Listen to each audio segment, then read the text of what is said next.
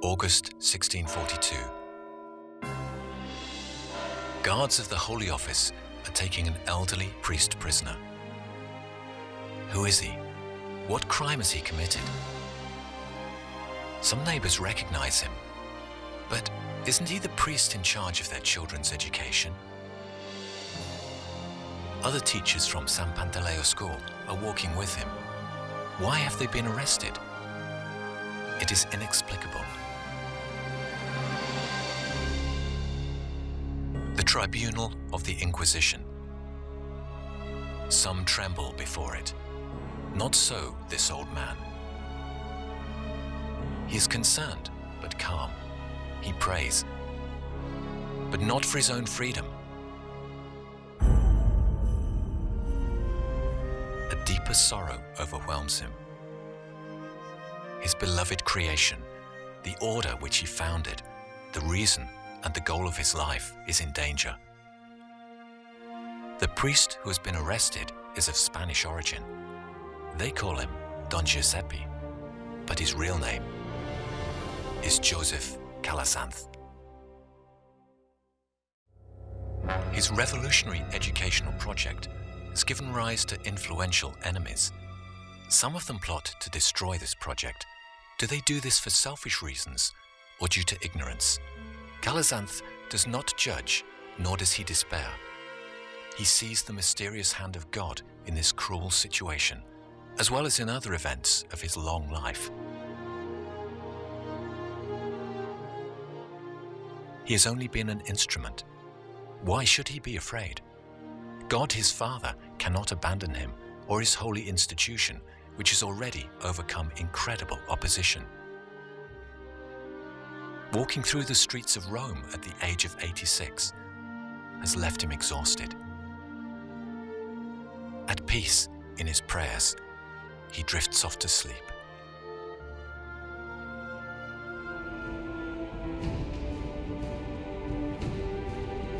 He dreams of his childhood in a little town in Aragon, an innocent 10-year-old boy.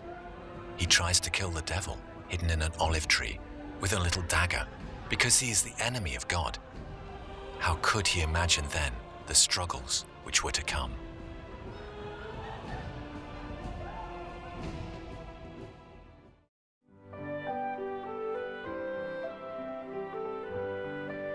Joseph Calasanctius was born here in Peralta de la Salle in September 1557. Just 1 year earlier, Philip II had inherited the vast European and American dominions of his father, the powerful Emperor Charles V. Joseph was the youngest of 8 children. His father, Pedro Calasanctius, was the mayor-governor of the town, the owner of the land and a forge. His mother, Maria Gaston, gave him a Christian upbringing. He learned his first prayers and the daily recital of the Rosary from his mother's lips. Today, pilgrims can visit his birthplace, which is now a shrine. The adjoining museum displays endearing mementos. The chapel is on the spot where the founder was born. Little Joseph enjoyed the rare privilege of attending school. His teacher, impressed by his ability, encouraged him to continue with his studies. His childhood was happy, far removed from the struggles and upheaval caused by the Protestant Reformation in Europe. At that time, great changes were afoot in Rome. It was the last stage of the Council of Trent, which came to a close in 1563. This council began the Catholic Reformation, which would revitalize the Church and put forward clearly the dogmas of the faith denied by the Protestants. Very learned and holy men were needed to put that great reform into practice. Calasanctius would be one of the most famous and original of these reformers. God sought him out at a young age. He felt the first call to the priesthood while he was still 13 years old. This vocation would become stronger with time. When he was 14 years old, He finished school and moved to Lerida to begin studying classics, philosophy, and law. 7 years later, we find him at the University of Valencia, studying theology. There, his vocation will be put to a difficult test. A lady of Valencia declared her love for him. Distressed, he placed his adolescent heart at the feet of Our Lady of the Abandoned. He begged her help in his internal struggle, and he obtained from her the strength to win and surrender himself entirely to the love of her son. He remained faithful to his priestly vocation. In order to avoid further temptation, he decided to leave Valencia. He would continue his studies in Alcalá. While in Alcalá, he was shaken by the death of his mother and later of his brother Pedro. With these misfortunes, he was again tempted to abandon. Encouraged by his father's blessing, Joseph resumed his ecclesiastical studies. In Lerida, he completes the 2 missing years of his theological curriculum.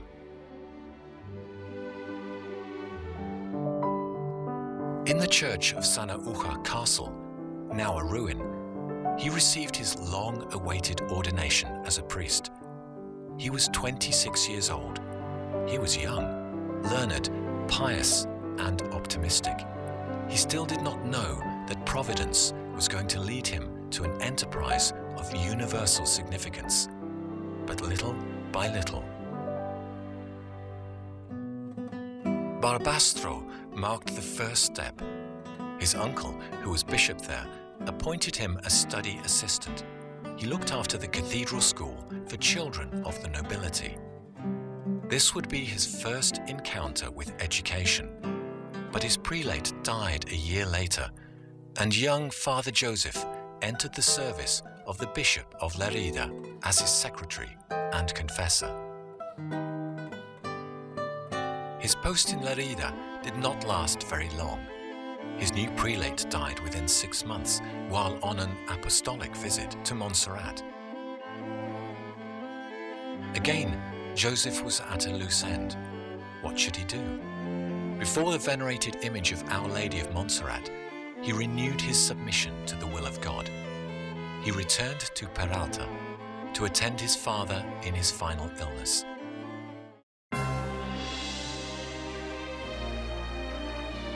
After his father's death, Joseph moved to Liceo de Ojel, where he was elected secretary of the cathedral chapter in 1587.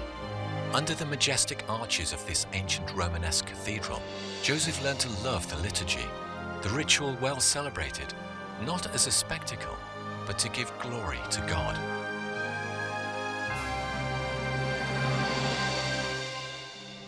Six months later, he moved to Tremp. He had been appointed inspector of various archpriestships in the Pyrenees. Here, he displayed his vibrant charisma as a pastor, traveling through mountains, valleys, and hamlets, and visiting convents and parishes. There were more than 100 in Tremp alone. But he was uneasy. He was looking for something else. The Bishop of Urgel thought Calasanctius deserved something more important and encouraged him to visit Rome. A voice in his interior: "Joseph, go to Rome.